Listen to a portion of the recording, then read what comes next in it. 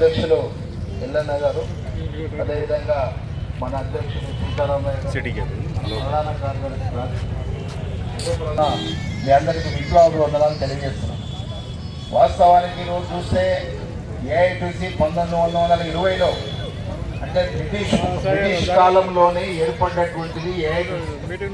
అనేక పోరాటాలు ఉద్యమాలు చేసిన తర్వాత మొత్తం బ్రిటిష్ ప్రభుత్వం మీద పోరాడుతూనే మరొక పక్క స్వతంత్రం కావాలి, మరొక పక్క కార్మిక చట్టాలు కావాలని చెప్పి ఏఐటీసీ పోరాటాలు చేయడం ద్వారానే ఈ దేశంలో చట్టాలు వచ్చినాయి. దాన్ని దృష్టిలో పెట్టుకునే బ్రిటిష్ ప్రభుత్వం ఆ రోజు మరి వాస్తవానికి చూస్తే మన ప్రభుత్వాల కంటే కూడా బ్రిటిష్ ప్రభుత్వమే మనం పోరాటాలు ఉద్యమాలు చేయడం ద్వారా చట్టాలు ఇచ్చింది.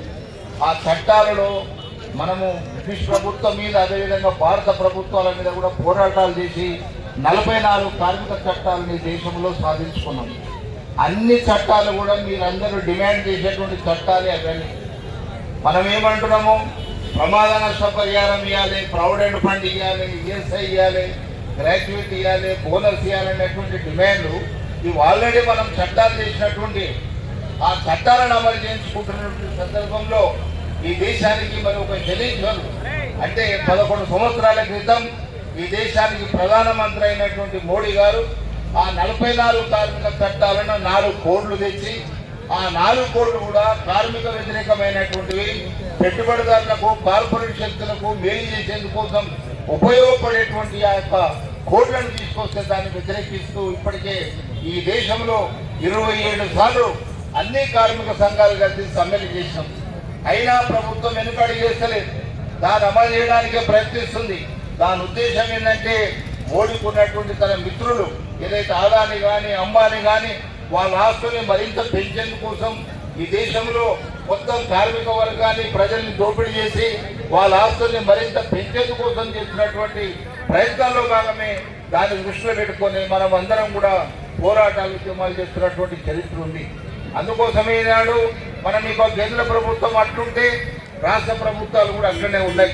మనం పోరాడి సాధించినటువంటి మనం కూడా కావాలని కోరుకున్నాం. గతంలో ఉన్నటువంటి ప్రభుత్వాలు మరి ప్రజలకు అనుకూలంగా లేవు అనేటువంటి ఉద్దేశంతో తీసుకొస్తే ఈ ప్రభుత్వాలు కూడా కార్మిక వ్యతిరేక విధానాన్ని అవలంబిస్తున్నారు. మీకు తెలుసో తెలియదో కనీస వేతనాల గురించి అడగాల్సినటువంటి దుస్థితి భారతదేశంలో ఏర్పడ్డది. వాస్తవానికి ఒక ముఖ్యమంత్రికి ఈనాడు 6.5 లక్షల రూపాయల జీతం ఎవరికి ఇస్తారు? 6.5 లక్షల రూపాయల జీతం ఇస్తే అదే సందర్భంలో మరి ఎవరైతే మన ప్రతిపక్ష నాయకుడు ఉంటే ఆయనకు 5,50,000 రూపాయల జీతం. అదేవిధంగా ఎమ్మెల్యేకి చూస్తే 3,75,000 రూపాయలు ఇస్తున్నారు. మరి కార్మికుడు శ్రమజమాని కష్టపడి చెమటలు తీసి రక్తాన్ని చిందించి కష్టపడ్డ తర్వాత తనకు వస్తున్నటువంటి జీతం ఈరోజు కనీస వేతనం సరిపోక ఈనాడు పెరుగుతున్నటువంటి ధరలకు తట్టుకోలేక ఈనాడు కార్మికులు ప్రజలు ఇబ్బందులు పడుతుంటే మనం ఏం చేయాలి? తప్పనిసరిగా పోరాటాలు ఉద్యమాలు చేయాల్సినటువంటి అవసరం ఉంది.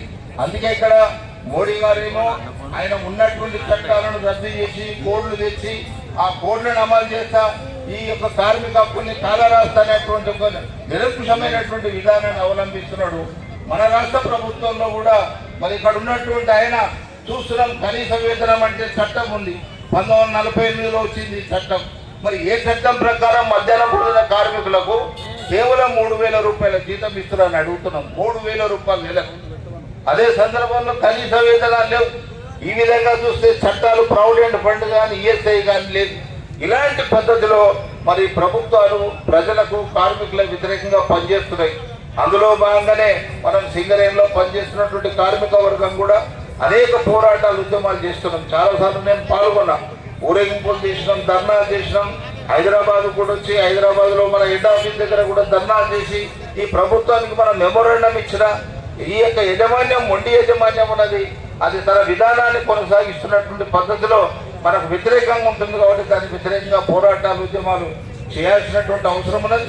దానికోసమే మనం ఏదైతే ఈ కోడ్లు ఏదైతే ఉన్నాయో కోడ్ల వల్లనే కేంద్ర ప్రభుత్వం తీసుకొచ్చినటువంటి కోడ్లను దృష్టిలో పెట్టుకొని ఇక్కడ ప్రభుత్వాలు అదేవిధంగా యజమాన్యాలు ఆ విధంగా తమ యొక్క ప్రతాపాన్ని చూపిస్తూ మన యొక్క శ్రమను దోచుకుంటున్నటువంటి పరిస్థితి ఉంది. దాన్ని తీవ్రంగా వ్యతిరేకిస్తున్నాం. ఏఐటీసీగా ఇప్పటికే చెప్పిన 27 సార్లు సమ్మెలు చేసినాం. మళ్ళీ రేపు సమావేశం జరుగుతుంది. ఈ దేశంలో ఈ ప్రభుత్వం కార్మిక వర్గానికి ప్రజలకు సామాన్యులకు వ్యతిరేకమైనటువంటి విధానం తీసుకుంటున్నందుకే పోరాటంలో కార్మిక వర్గంగా ముందుంటామని చెప్పి తెలియజేసి అవకాశం ఇచ్చినటువంటి మీ అందరికీ ధన్యవాదాలు తెలియజేస్తున్నాం.